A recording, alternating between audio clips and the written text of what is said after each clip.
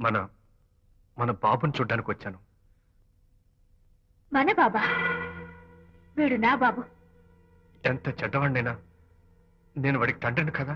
కాదు, నువ్వు వీడి తండ్రివి కాదు. నన్ను గర్భవతిని చేసినంత మాత్రాన పుట్టిన బిడ్డకి తండ్రి అనిపించుకునే అర్హత నీకు లేదు. ఎందుకంటే నువ్వు పెట్టిన క్షోభకి నేను చచ్చిపోతామనుకుంటే అన్నలా నన్ను కాపాడాడు విజయ్. కడుపుతో ఉన్న కూతుర్ని పుట్టింటికి తీసుకెళ్లే తండ్రిలా నన్ను ఆదరించాడు విజయ్. దిక్కులేని నాకు అమ్మలా సీమంతం చేశాడు విజయ్. విజయ్ లేకపోతే నేను చచ్చిపోయేదాన్ని. అప్పుడు వీడు పుట్టేవాడే కాదు. తండ్రికి కూతురికి, తల్లికి కొడుక్కి, అన్నకి చెల్లెలికి ఎలాంటి బంధం ఉంటుందో